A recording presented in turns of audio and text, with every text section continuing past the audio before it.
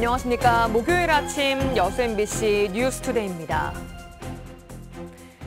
전남 동부지역 국회의원들이 22대 국회 개원 이후 첫 기자회견을 열고 순천대 의대 유치를 촉구했습니다. 그동안 침묵하고 있던 여수 정기명 시장은 순천대 의대 유치를 지지한다면서도 공개적인 입장 발표는 이달 말로 미뤘습니다. 문형철 기자입니다. 전남 동부지역 국회의원 4명이 의대 문제와 관련해 처음으로 공동 기자회견을 열고 순천대 의대 설립을 촉구했습니다. 의원들은 동부권 인구가 90만 명에 달하고 대형 사고가 빈번하게 발생하는 산업 현장이 밀집해 있지만 의료 인프라는 서부권보다 열악하다며 순천대 의대 필요성을 거듭 강조했습니다. 객관적인 요소와 지표들을 종합적으로 살펴보면 국립의대와 대학병원을 전남 동부권에 설립하는 것은 누구도 반론을 제기하기 어려운 타당한 결론입니다. 동부지역 국회의원들은 또 이해관계를 조정해야 할 전라남도가 일방적으로 공모를 추진한 것을 강하게 비판했습니다. 지역 의견 수렴 과정을 건너뛰고 바로 공모 방식으로 결정한 것부터 문제고 공모 방식이 모든 것을 정당화하는 명분도 될 수 없습니다. 순천대 의대 유치는 동부권의 최대 현안입니다. 광양시장과 구례 군수 등 인근 지자체장들도 잇따라 적극적인 협조를 약속했습니다. 반면 정기명 여수시장은 공개적으로 입장을 밝히지 않고 있고 순천대 측이 요청한 회동에도 아직 응하지 않았습니다. 전남대병원 여수분원 유치를 주장해온 지역 국회의원들의 눈치를 보고 있다는 비판이 나오는 이유입니다. 이에 대해 정 시장은 순천대에 의대를 설립해야 한다는 게 자신의 생각이라고 설명했습니다. 중요 현안에 침묵하고 있다는 비판에 대해서는 지역 정치권의 입장 등을 고려하지 않을 수 없었다며 이달 말 취임 2주년 기자회견에서 공식적인 의견을 내놓겠다고 밝혔습니다. 순천과 여수도 미묘하게 또 이렇게 병원 문제에 대해서 이렇게 나름대로 이렇게 문제가 있습니다. 그래서 너무 이렇게 정쟁을 가속화시키지 않기 위해서 제가 이렇게 나서지는 않은 것 뿐이지 이미 마음은 굳혀 있었습니다. 의대 유치에 사활을 걸고 있는 순천대 측은 여수시의 협조가 절실하다며 신속한 입장 표명을 기다리고 있는 상황입니다. MBC 뉴스 문형철입니다. 순천시의회 장경순 의원이 전남권 의대 유치와 관련해 도민투표 실시를 제안했습니다.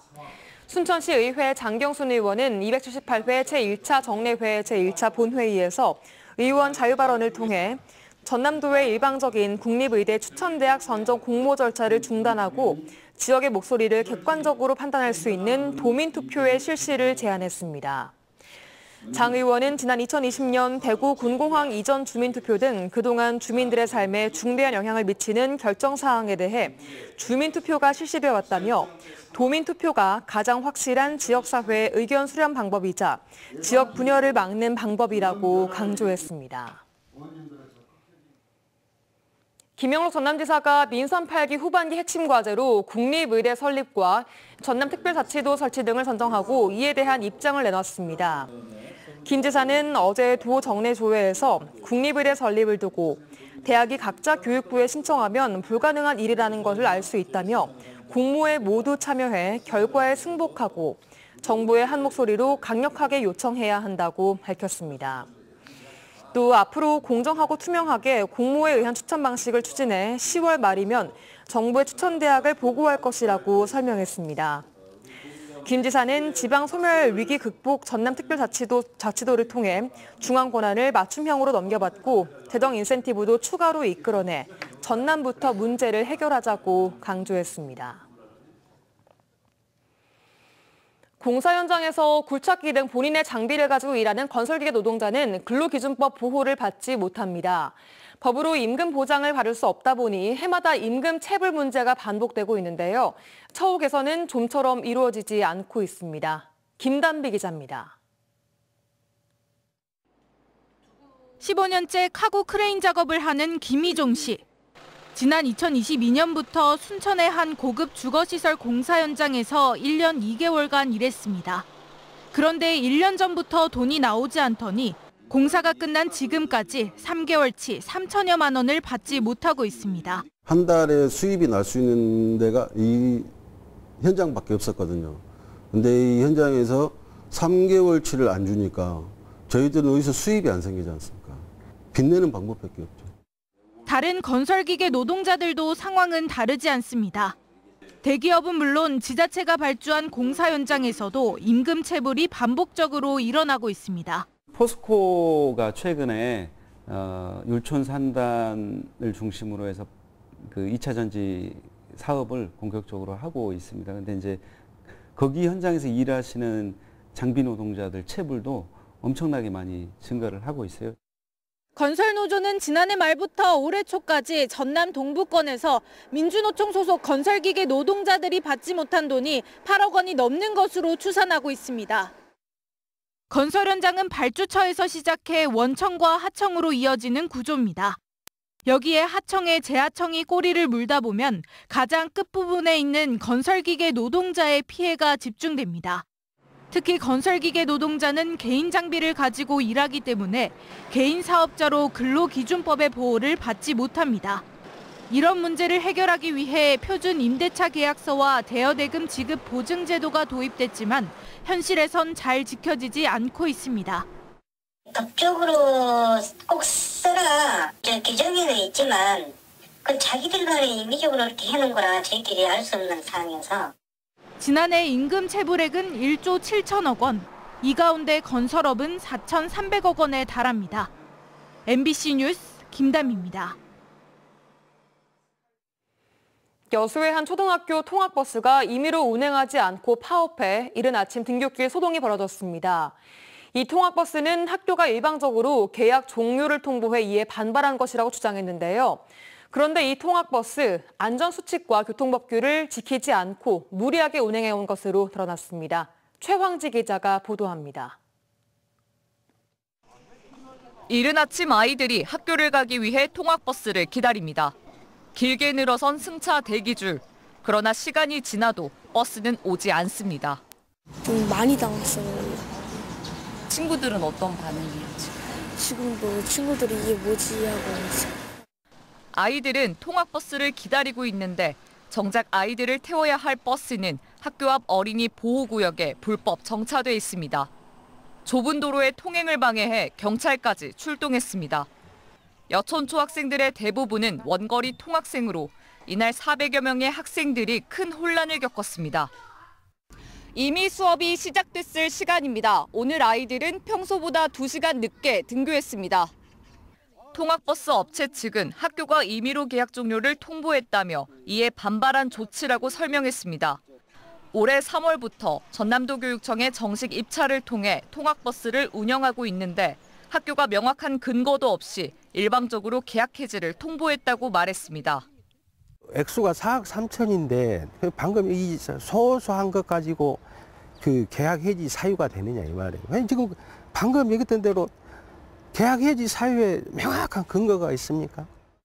하지만 취재 결과 버스 업체에 대한 계약 해지 사유는 따로 있었습니다. 자동차 정비 불량은 물론 각종 교통법규와 계약사항 위반 등 안전조치 미이행 건수가 지난 3개월 동안 50건이 넘습니다.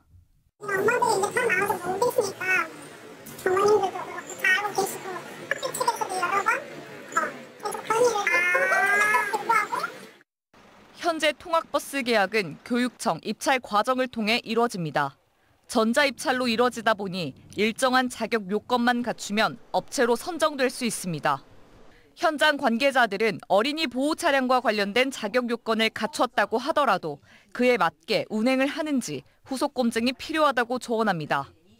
좀 강화되어서 실질적으로 입찰을 하기 전에 실질 그 상황을 그 버스 상황이라든지 이런 것들이 다 갖추어졌는지를 좀 보고 입찰을 그게 적합인지 부적합인지 판정을 해서 학교에다가.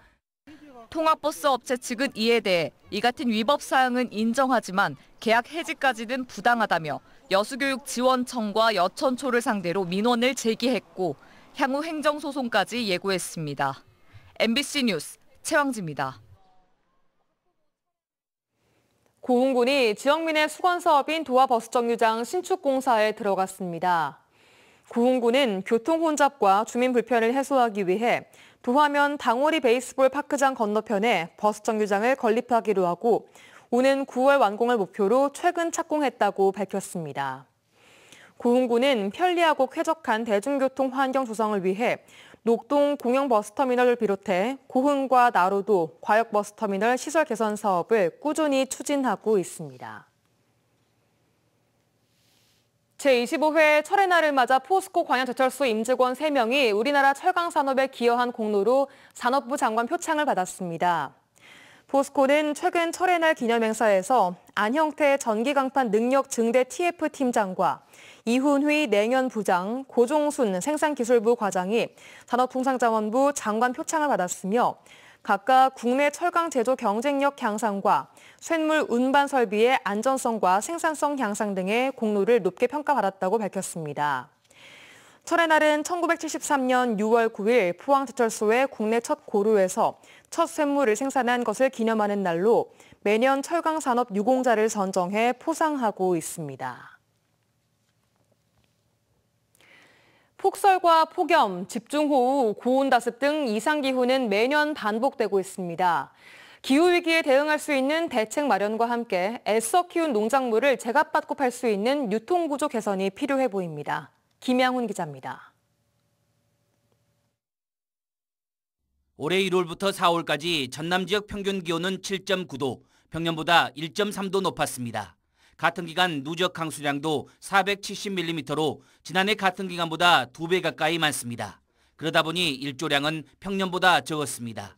이 같은 이상기후는 농작물 생육에 큰 영향을 가져왔습니다. 올해 전남 지역 마늘밭 3,443헥타르 가운데 20% 이상에서 2차 생장 피해, 이른바 벌마늘 피해가 발생했습니다. 매실과 양파 등도 피해가 늘고 있습니다. 지난해에 비해서 상대적으로 겨울철이 따뜻했습니다. 따뜻하고 그다음에 저기 4월 초순하고 5월 초순에 비가 많이 와가지고 일조량이 상당히 지금 부족해서 농식품부도 양파 생육 불량 피해 현장 점검에 나섰습니다. 지난달 양파 생육 불량을 농업재해로 인정한 농식품부는 이달 안으로 양파 생육 불량 피해 복구 계획을 수립하고 복구비를 지원하기로 했습니다. 하지만 매년 반복되고 있는 이 같은 농작물 피해를 이상기후 탓만 하며 그대로 방치해서는 안 되는 상황. 병충해에 강하고 이상기후에도 생육에 큰 지장을 받지 않는 농작물 품종 개량이 시급합니다. 사실은 요것들을 유지할 수 있는 어떤 종자, 그러니까 소위 말해서 이제 내병성, 내재성 종자들이 좀 지속적으로 좀 계속 업그레이드 되는 게 상당히 중요할 것으로 봅니다. 생산자에서 소비자에게까지 농산물 등이 전달되는 유통구조 개선도 필요합니다. 유통비용은 농수산물 가격의 49.7%나 차지하고 있습니다. 정부는 농수산물 유통구조 개선을 위해 온라인 도매시장 활성화를 하겠다고 했습니다. 유통비용을 10% 이상 줄이겠다는 계획이지만 아직 뚜렷한 효과는 없습니다. 농민들이 가격을 결정을 어느 정도 해야 하는데 중도면이 결정을 해보기 때문에 저희 농민들은 이제 뜻밖의 일해봤자 거의 지금 제값을 못 받고 있죠. 기후변화는 농작물 생산량 감소는 물론 작물의 재배 적지도 변화시키고 있습니다. 기후변화에 대응해 주요 농산물 생산을 안정화시키기 위해 생산 기반 확충과 유통 기반 보완 등이 시급해 보입니다. MBC 뉴스 김양훈입니다. 순천만 국가정원에서 지역 청년 예술가들이 참여하는 댄스 페스티벌이 열립니다.